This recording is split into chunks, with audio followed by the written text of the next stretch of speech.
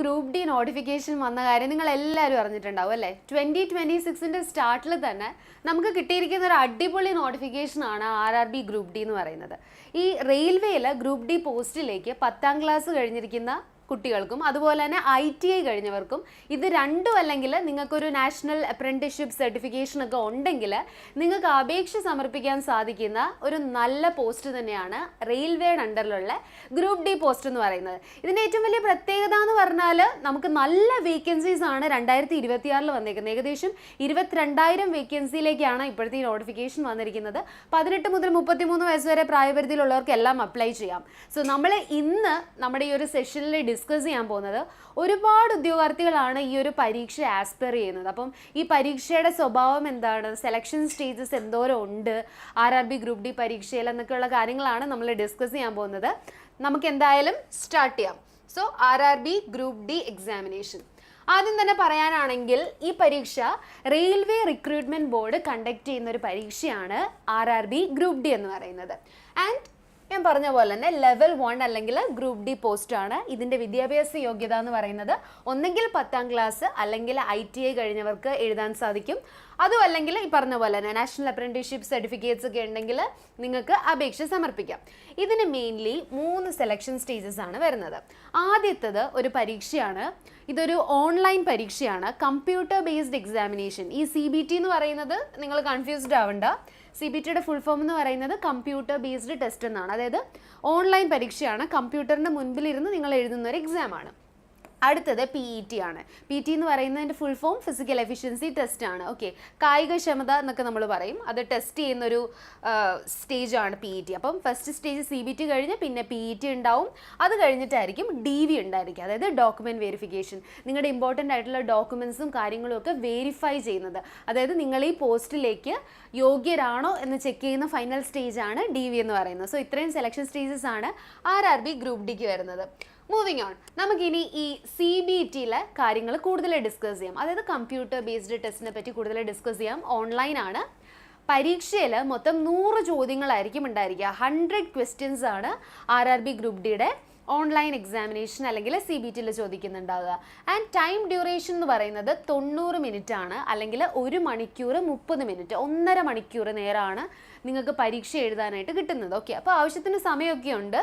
Question type എന്ന് പറയുന്നത് objective ആണ്. അതായത് ഒരു ചോദ്യം ഉണ്ടാവും, 4 ഓപ്ഷൻസ് ഉണ്ടാവും, അല്ലെങ്കിൽ 5 ഓപ്ഷൻസ് ആണ് കാണാറ്.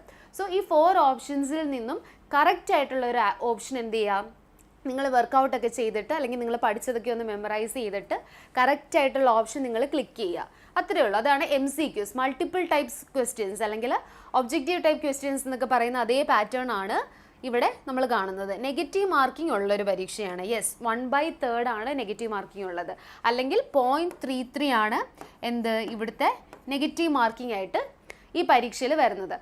നെഗറ്റീവ് മാർക്കിംഗ് ഉള്ളതുകൊണ്ട് തന്നെ ഒരു ക്വസ്റ്റ്യൻ കാണുമ്പോൾ, ഇപ്പോൾ മാത്സിൻ്റെ ഒരു ക്വസ്റ്റ്യൻ ആണെങ്കിലും എന്താണെങ്കിലും നിങ്ങളത് ചെയ്ത് നോക്കി നിങ്ങൾക്ക് ഉത്തരം കിട്ടി, അത് കറക്റ്റ് ആണെന്ന് ഉറപ്പുണ്ടെങ്കിൽ മാത്രം, ഞാൻ എല്ലാ വീഡിയോസിലും ഇത് പറയുന്നതാണ്, എസ്പെഷ്യലി നെഗറ്റീവ് മാർക്കിംഗ് ഉള്ള എല്ലാ എക്സാമിനേഷൻസും നിങ്ങൾ പണ്ട് കുഞ്ഞു ക്ലാസ്സിലൊക്കെ പഠിച്ച പോലെ കറക്കിക്കുത്ത് ഇവിടെ വർക്കാവത്തതേ ഇല്ല.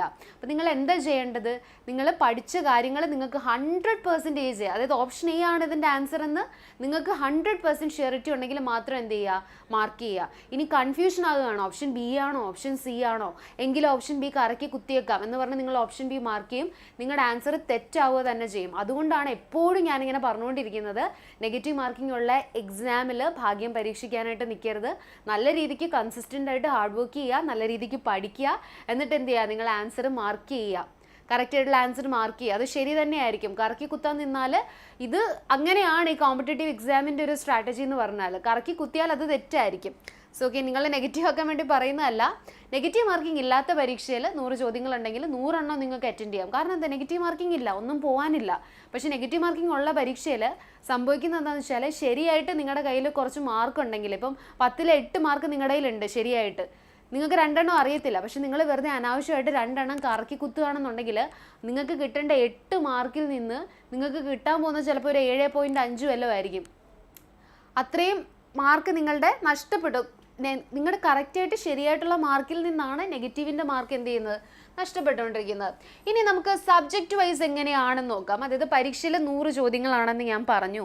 ഈ 100 ചോദ്യങ്ങൾ എവിടെ നിന്നൊക്കെയാണ് ചോദിക്കുന്നതെന്ന് വെച്ചാൽ മാത്സിൽ നിന്ന് ചോദിക്കും, അതുപോലെ തന്നെ റീസണിങ്ങിൽ നിന്ന് ചോദിക്കാറുണ്ട്, അതായത് ജനറൽ ഇൻ്റലിജൻസ് ആൻഡ് റീസണിങ്ങിൽ നിന്ന് ചോദിക്കാറുണ്ട്, ജനറൽ സയൻസിൽ നിന്ന് ചോദിക്കാറുണ്ട്, ആൻഡ് ജനറൽ അവയർനെസ്സിൽ നിന്നും ചോദിക്കാറുണ്ട്. ഓക്കെ, സോ മാത്സിൽ നിന്ന് ചോദിക്കുന്നത് 25 ചോദ്യങ്ങളാണ് പരീക്ഷയ്ക്ക്. ജനറൽ ഇൻ്റലിജൻസ് ആൻഡ് റീസണിങ്, ഇത് നമ്മുടെ മെൻ്റൽ എബിലിറ്റി സെഷൻ തന്നെയാണ് കേട്ടോ. ഈ ജനറൽ ഇൻ്റലിജൻസ് ആൻഡ് റീസണിങ് എന്ന് പറയുന്നത് ഇവിടുന്ന് 30 ചോദ്യങ്ങൾ ചോദിക്കും. ആൻഡ് ജനറൽ സയൻസ് എന്ന് പറയുമ്പോൾ കുറേ കാൻഡിഡേറ്റ്സിന് കൺഫ്യൂഷൻ ഉണ്ട്. എന്താണ് ഈ ജനറൽ നോളജും ജനറൽ സയൻസും തമ്മിലുള്ള ഡിഫറൻസ്? ജനറൽ സയൻസിൽ നിങ്ങൾ കുഞ്ഞു ക്ലാസ്സിൽ പഠിച്ചിട്ടുള്ള 10th വരെ പഠിച്ചിട്ടുള്ള ഫിസിക്സ്, കെമിസ്ട്രി, ബയോളജിയിൽ നിന്നിട്ടുള്ള ക്വസ്റ്റ്യൻസ് ആയിരിക്കും ജനറൽ സയൻസിൽ ചോദിക്കുന്നുണ്ടാവുക.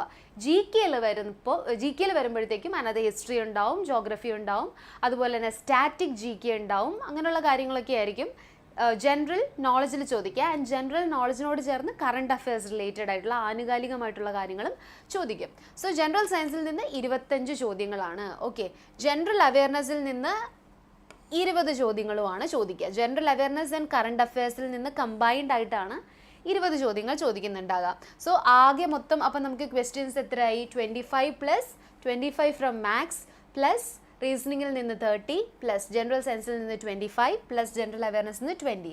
So 25 plus 30 plus 25 plus 20 100 questions ആയിരിക്കും എന്ത് പരീക്ഷയ്ക്ക് ഉണ്ടാവുക.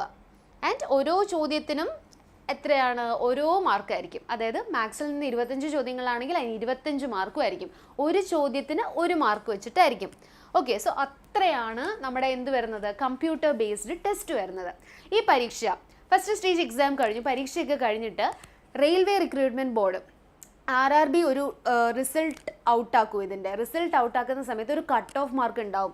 സേ 100 മാർക്കിൽ ഇപ്പോൾ ഒരു 82.75 മാർക്കാണ് കട്ട് ഓഫ് വന്നതെന്നിരിക്കട്ടെ. ഈ കട്ട് ഓഫ് ഡിഫറെൻ്റ് ആയിരിക്കും. ഞാനിപ്പോൾ പറഞ്ഞത് ഇപ്പോൾ ജനറൽ കാറ്റഗറിയുടെ കട്ട് ഓഫ് വന്നിരിക്കട്ടെ, പക്ഷേ OBC ഇതായിരിക്കില്ല കട്ട് ഓഫ്. OBC ചിലപ്പോൾ 80 മാർക്കായിരിക്കും, SC ST വരുമ്പോൾ ചിലപ്പോൾ 74.25 ആയിരിക്കും. അപ്പോൾ കാറ്റഗറി, നിങ്ങളുടെ കാസ്റ്റ് കാറ്റഗറി അനുസരിച്ചിട്ട് ഓരോ കാറ്റഗറിക്ക് ഓരോ കട്ട് ഓഫ് ആയിരിക്കും. ആ കട്ട് ഓഫ് മാർക്കോ അതിന് മുകളിലൊക്കെ മാർക്ക് നിങ്ങൾക്ക് ഉണ്ടെങ്കിൽ മാത്രമായിരിക്കും എന്ത് വരിക? നിങ്ങൾ പ്രിലിംസ് പരീക്ഷ ക്ലിയർ ആകുക. ഓക്കെ, ഇപ്പോൾ നോട്ടിഫിക്കേഷൻ PDFs ഒക്കെ വരുമ്പോൾ എല്ലാവർക്കും ഉള്ളൊരു കൺഫ്യൂഷനാണ്. ഇപ്പോൾ ചിലപ്പോൾ qualifying marks 30 for general category, 25 for OBC category എന്നൊക്കെ പറഞ്ഞ് കാണും 100-ൽ. അപ്പോൾ നിങ്ങൾ കരുതും ഒരു OBC കാറ്റഗറി കാൻഡിഡേറ്റിന് 100-ൽ 30 മാർക്ക് മതി, അല്ല 40 മാർക്ക് മതി എന്നായിരിക്കും നിങ്ങൾ കരുതുന്നുണ്ടാവുക. പക്ഷേ എന്താണ്, ഇതൊരു കോമ്പറ്റീറ്റീവ് എക്സാമാണ്, ജോലിക്ക് വേണ്ടി ഇന്ത്യയിലുള്ള നാഷണൽ എക്സാമാണ്. ഇന്ത്യയിലുള്ള ഒരുപാട് ഉദ്യോഗാർത്ഥികളാണ് ഇതിലേക്ക് ആസ്പയർ ചെയ്യുന്നത് അല്ലേ. അപ്പം എന്താ, കോമ്പറ്റീഷൻ അവിടെ കൂടുതലായിരിക്കും. അപ്പോൾ കട്ട് ഓഫ് എന്തായിരിക്കും? ഒരു 82.75 റേഞ്ചിൽ വരും. അപ്പോൾ ഇതിന് മുകളിലേക്ക് മാർക്കുള്ള കാൻഡിഡേറ്റ്സ് മാത്രമായിരിക്കും എന്ത് ചെയ്യുക? അടുത്ത സ്റ്റേജിലേക്ക് പോവുക. മാത്രമല്ല ഇതൊരു സിംഗിൾ സ്റ്റേജ് എക്സാമാണ്. ഈ ഒരു ഒറ്റ സ്റ്റേജ് മാത്രമേ ഉള്ളൂ. ഒരുപാട് സാധാരണ പ്രിലിംസ് ഉണ്ടാവും, മെയിൻസ് ഉണ്ടാവും, അങ്ങനെ കുറേ ഉണ്ടാവും. ഇതിപ്പോൾ ഒരു ഒറ്റ എക്സാം എഴുതി തന്നെ നിങ്ങൾക്ക് ജോലിക്ക് കയറാൻ കിട്ടുന്നൊരു ഓപ്പർച്യൂണിറ്റിയാണ്. ഞാനീ പറഞ്ഞ കട്ട് ഓഫ് ജസ്റ്റ് ഒരു എക്സാമ്പിൾ ആട്ടോ, ഇത്രയൊന്നും ആയിരിക്കില്ല, ചിലപ്പോൾ ഇതിൽ കുറയാം. ഓക്കെ, കുറവായിരിക്കാം വരുന്നത്. അപ്പം ഇത് സിംപിളർ ആയിട്ടുള്ളൊരു എക്സാമാണ്. ഗ്രൂപ്പ് D എന്ന് പറയുന്ന എക്സാമിനേഷൻ വളരെ വളരെ ഈസിയറാണ് ക്ലിയർ ചെയ്യാൻ. ഭയങ്കര ബേസിക് ക്വസ്റ്റ്യൻസ് ആയിരിക്കും ചോദിക്കുക. ഇതിൻ്റെ വിദ്യാഭ്യാസ യോഗ്യത തന്നെ 10th ആണ്. 10th ക്ലാസ് ഉള്ളവർക്കെല്ലാം അപ്ലൈ ചെയ്യാമല്ലോ. ഓക്കെ, ഇപ്പോൾ +2 കഴിഞ്ഞിരിക്കുന്ന കാൻഡിഡേറ്റ്സിനും ഈ പരീക്ഷ എഴുതാം, ഡിഗ്രി ഉള്ളവർക്കും ഇത് എഴുതാം. പക്ഷേ എന്താണ്, വളരെ ബേസിക് ആയിട്ട് 10th ലെവലിൽ നിങ്ങൾ പഠിച്ചിട്ടുള്ള അത്രയും കാര്യങ്ങൾ വെച്ചിട്ടേ ക്വസ്റ്റ്യൻസ് ചോദിക്കുന്നുണ്ടാവുള്ളൂ. So that's all about CBT. ഇനി നമുക്ക് ഫിസിക്കൽ എഫിഷ്യൻസി ടെസ്റ്റ് ഡിസ്കസ് ചെയ്യാം. ഈ പരീക്ഷ ക്ലിയർ ചെയ്യുന്ന കഴിഞ്ഞ കാൻഡിഡേറ്റ്സിനെ PET എഴുതാനായിട്ട്, PET അറ്റൻഡ് ചെയ്യാനായിട്ട് ഇൻവിറ്റേഷൻ കോൾ വരും. സോ മെയിൽ കാൻഡിഡേറ്റ്സിന് വേറെ തന്നെ ഫിസിക്കൽ എഫിഷ്യൻസി ടെസ്റ്റ് ആയിരിക്കും, ഫീമെയിൽ കാൻഡിഡേറ്റ്സിന് ഡിഫറെൻ്റ് ആയിരിക്കും. സോ മെയിൽ കാൻഡിഡേറ്റ്സിന് വരുന്നത് lift and carry 35 kg weight 100 meters in 2 minutes. അതായത് 35 kg വെയ്റ്റ് ലിഫ്റ്റ് ചെയ്തിട്ട് നിങ്ങൾ 2 മിനിറ്റിനുള്ളിൽ 100 മീറ്ററോളം നടക്കണം, അതാണ് പറയുന്നത്. ആൻഡ് റൺ ഉണ്ട്, ഓട്ടോ ഉണ്ട്. അതായത് 4 മിനിറ്റ് 15 സെക്കൻഡിൽ 1000 മീറ്റേഴ്സ് നിങ്ങൾ ഓടി കവർ ചെയ്തിട്ടുണ്ടായിരിക്കണം. ഇത് മെയിൽസിൻ്റെ ക്രൈറ്റീരിയ ആണ്. ഇത് ഫീമെയിൽസിലേക്ക് വരുമ്പോഴത്തേക്കും 20 kg വെയ്റ്റ് 2 മിനിറ്റിൽ ക്യാരി ചെയ്തുകൊണ്ട് 100 മീറ്റർ നിങ്ങൾ നടക്കണം. ആൻഡ് 5 മിനിറ്റ് 40 സെക്കൻഡിൽ ഫീമെയിൽസ് കവർ ചെയ്യേണ്ടത് 1000 മീറ്റേഴ്സ് ആണ് റൺ ചെയ്യേണ്ടതായിട്ടുള്ളത്. ഈ PET എന്ന് പറയുന്നത് പൊതുവേ ഭയങ്കര സ്ട്രിക്റ്റർ ആയിരിക്കില്ല. Physical efficiency test qualifying in nature തന്നെയായിരിക്കും. സോ ഇത്രയാണ് ഫിസിക്കൽ എഫിഷ്യൻസി ടെസ്റ്റിൻ്റെ ക്രൈറ്റീരിയ. ഗ്രൂപ്പ് ഡിക്ക് വേണ്ടി പ്രിപ്പയർ ചെയ്യുന്ന കാൻഡിഡേറ്റ്സ് ഒക്കെ ഇപ്പോൾ ഫിസിക്കൽ എഫിഷ്യൻസി ടെസ്റ്റ് അല്ലെങ്കിൽ ഫിസിക്കലി ഞാൻ തീരെ വീക്കാണെന്നും പറഞ്ഞ് നിങ്ങൾ പുറകോട്ട് മാറി നിൽക്കേണ്ട കാര്യമില്ല. ഇപ്പോൾ നോട്ടിഫിക്കേഷൻ വന്നിരിക്കുന്ന സമയമാണ്. ഇപ്പോൾ തൊട്ടേ കുറച്ച് ഫിസിക്കലി ആക്റ്റീവായി തുടങ്ങുക, നടക്കാൻ പോവുക, ഓടാൻ പോവുക, വെയിറ്റ് ഒക്കെ ഒന്ന് ലിഫ്റ്റ് ചെയ്യുക, ജിമ്മിൽ പോവുക, ഇതൊക്കെയുള്ള കാര്യങ്ങൾ ഭയങ്കരമായിട്ട് നിങ്ങളെ ഹെൽപ്പ് ചെയ്യും. ഇത് ഒട്ടും ഭയങ്കര ഡിഫിക്കൽട്ടി നമ്മളിപ്പോൾ RBയിലൊക്കെ പോകുന്ന പോലെ അല്ലെങ്കിൽ ഒരു NDA എക്സാമിനേഷൻ എഴുതുമ്പോഴൊക്കെ ഫിസിക്കൽ എഫിഷ്യൻസി ടെസ്റ്റ് ഇച്ചിരി നല്ല രീതിക്ക് തന്നെ പാടാണ് ക്ലിയർ ചെയ്യാൻ. പക്ഷേ ഇത് ഭയങ്കര സിമ്പിളാണ്. നിങ്ങൾക്ക് ജസ്റ്റ് ഉണ്ടാക്കിയെടുക്കാൻ പറ്റുന്നൊരു കാര്യമാണ് നിങ്ങളുടെ ഫിസിക്കൽ എഫിഷ്യൻസി എന്ന് പറയുന്നത്. ഈ പറയുന്ന കാര്യങ്ങളൊക്കെ ചെയ്യാമെന്നുണ്ടെങ്കിൽ ഈസിലി നിങ്ങൾക്കിത് ക്ലിയർ ചെയ്യാൻ സാധിക്കുന്നതാണ് ഈ ഫിസിക്കൽ എഫിഷ്യൻസി ടെസ്റ്റ് എന്ന് പറയുന്നത്. And merit list, final merit list വരുന്നത് നിങ്ങളുടെ ആദ്യം നിങ്ങൾ എഴുതിയ കമ്പ്യൂട്ടർ ബേസ്ഡ് ഓൺലൈൻ പരീക്ഷ ഉണ്ടല്ലോ, അതിൻ്റെ മാർക്കായിരിക്കും ഫൈനൽ സെലക്ഷന് നിങ്ങളെ ലീഡ് ചെയ്യുന്നത്. ആ മാർക്ക് മാത്രമായിരിക്കും മെറിറ്റ് ലിസ്റ്റ് കൺസിഡർ ചെയ്യുക. ആൻഡ് ഞാൻ നേരത്തെ പറഞ്ഞ പോലെ ഫിസിക്കൽ എഫിഷ്യൻസി ടെസ്റ്റ് ക്വാളിഫൈ ചെയ്തിട്ടുണ്ടോ എന്ന് നോക്കും. നിങ്ങൾക്ക് നല്ല മാർക്കുണ്ട് CBTയിൽ, പക്ഷേ PET നിങ്ങൾ ജയിച്ചിട്ടില്ല അല്ലെങ്കിൽ ക്വാളിഫൈ ചെയ്തിട്ടില്ല എന്നുണ്ടെങ്കിൽ സെലക്ഷനിൽ നിങ്ങൾ ഉണ്ടാവില്ല. സോ PET ക്വാളിഫൈങ് ആണ്, ജസ്റ്റ് ഒന്ന് ക്വാളിഫൈ ചെയ്യണം. ആൻഡ് മാക്സിമം മാർക്ക്, ഏറ്റവും കൂടുതൽ മാർക്ക് എന്തിൽ സ്കോർ ചെയ്യാൻ നോക്കുക, ഓൺലൈൻ എക്സാമിനേഷനിൽ സ്കോർ ചെയ്യാനായിട്ട് നോക്കുക. ഓക്കെ, ഈ 2 സ്റ്റേജസ്, അതായത് നമ്മുടെ CBTയും PETയും കഴിഞ്ഞിട്ടുണ്ടെങ്കിൽ പിന്നെ ഡോക്യുമെൻറ്റ് വെരിഫിക്കേഷൻ, മെഡിക്കൽ എക്സാമിനേഷൻ ഒക്കെയാണ്. ഞാൻ ഈ പറഞ്ഞതുപോലെ തന്നെ നിങ്ങൾ ITI കഴിഞ്ഞിട്ടുണ്ടെങ്കിൽ നിങ്ങളുടെ ITI സർട്ടിഫിക്കറ്റ്സ് വേരി ചെയ്യും. നിങ്ങൾ OBC നോൺ ക്രീമി ലെയർ വെച്ചിട്ടാണ് ഈ റിക്രൂട്ട്മെൻറ്റിലേക്ക് അപേക്ഷ സമർപ്പിച്ചിട്ടുണ്ടെങ്കിൽ നിങ്ങളുടെ OBC non creamy layer certificate verify ചെയ്യും. അതുപോലെ കാസ്റ്റ് സർട്ടിഫിക്കറ്റ് വേരി ചെയ്യും. Then EWS certificate verification, 10th കഴിഞ്ഞവരാണെങ്കിൽ 10th സർട്ടിഫിക്കേഷൻ ഫ്രം റെക്കഗ്നൈസ്ഡ് ബോർഡാണോ, അങ്ങനെയുള്ള കാര്യങ്ങളൊക്കെ ഡോക്യുമെൻറ്റ് വെരിഫിക്കേഷൻ ടെസ്റ്റിലാണ് എന്ത് ചെയ്യുന്നത്, കൂടുതലായിട്ട് അവർ മോണിറ്റർ ചെയ്ത് ചെക്ക് ചെയ്യുന്നത്. അത് കഴിഞ്ഞ് മെഡിക്കൽ എക്സാമിനേഷൻ ആണ്. നിങ്ങൾക്ക് സീരിയസ് ആയിട്ടുള്ള മെഡിക്കൽ കണ്ടീഷൻസ് ഒന്നും ഇല്ല എന്നുണ്ടെങ്കിൽ നിങ്ങൾക്ക് ഈസിലി ഈ മെഡിക്കൽ ടെസ്റ്റ് ക്ലിയർ ചെയ്ത് മുൻപോട്ട് പോകാൻ സാധിക്കുന്നതാണ്. Okay, after the medical examination ആയിരിക്കും നിങ്ങളുടെ ഫൈനൽ ജോയിനിങ് കാര്യങ്ങൾ ഒക്കെ വരിക. ഈ സെലക്ഷൻ സ്റ്റേജസ് എല്ലാം കഴിഞ്ഞ്, അതായത് CBTയും PETയും ഡോക്യുമെൻറ്റ് വെരിഫിക്കേഷനും മെഡിക്കൽ ടെസ്റ്റും കഴിഞ്ഞിട്ടൊരു ഫൈനൽ ലിസ്റ്റ് വരുന്നുണ്ടാവും. അത് ത്രൂ ആയിരിക്കും എന്ത് ചെയ്യുക, railway recruitment board final selection conduct ചെയ്യുന്നത്.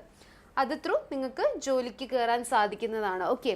ഓക്കെ, നമ്മുടെ RRB ഗ്രൂപ്പ് ഡിയുടെ ബാച്ചസ് എല്ലാം തന്നെ എൻട്രിയിൽ ആക്റ്റീവാണ്. നിങ്ങൾക്ക് ബാച്ച് ഫെസിലിറ്റീസും അതുപോലെ ബാച്ചിലേക്ക് ജോയിൻ ചെയ്യാൻ ആഗ്രഹമൊക്കെ ഉണ്ടെങ്കിൽ ഈ ഒരു നമ്പറിൽ 7736122215 നമ്മുടെ അക്കാഡമിക് കൗൺസിലേഴ്സിൻ്റെ നമ്പറാണ്. ഇവരെ കണക്ട് ചെയ്താൽ നിങ്ങളുടെ ഡൗട്ടുകളെല്ലാം തന്നെ ഇവർ ക്ലിയർ ചെയ്ത് തരും. അത് ബാച്ച് റിലേറ്റഡ് ആയിക്കോട്ടെ, എക്സാം റിലേറ്റഡ് ആയിക്കോട്ടെ, എല്ലാ ഡൗട്ടുകളും കാര്യങ്ങളൊക്കെ ഈ നമ്പറിൽ വിളിച്ച് ക്ലിയർ ചെയ്യുക. So that's all. ഇന്നത്തെ സെഷൻ നിങ്ങൾക്ക് ക്ലിയർ ആയിട്ട് മനസ്സിലായെന്ന് ഞാൻ കരുതുന്നു. ഇതുപോലെയുള്ള ഇൻഫർമേഷൻസും അപ്ഡേറ്റ്സും ഒക്കെ കിട്ടാനായിട്ട് നമ്മുടെ entry SSC RRB YouTube channel ഒന്ന് സബ്സ്ക്രൈബ് ചെയ്യുക. നിങ്ങൾക്ക് ഇതുപോലെ കൂടുതൽ കോണ്ടൻറ്റ്സ് വേണമെന്നുണ്ടെങ്കിൽ, അതുപോലെ നിങ്ങൾക്ക് എന്തെങ്കിലും ഡൗട്ടുകളും കാര്യങ്ങളും ഒക്കെ ഉണ്ടെങ്കിൽ ജസ്റ്റ് കമൻറ്റ് ബോക്സിൽ ഡ്രോപ്പ് ചെയ്താൽ മതി, നമ്മളതിന് റെസ്പോണ്ട് ചെയ്യുന്നതായിരിക്കും. So that's all. Thank you.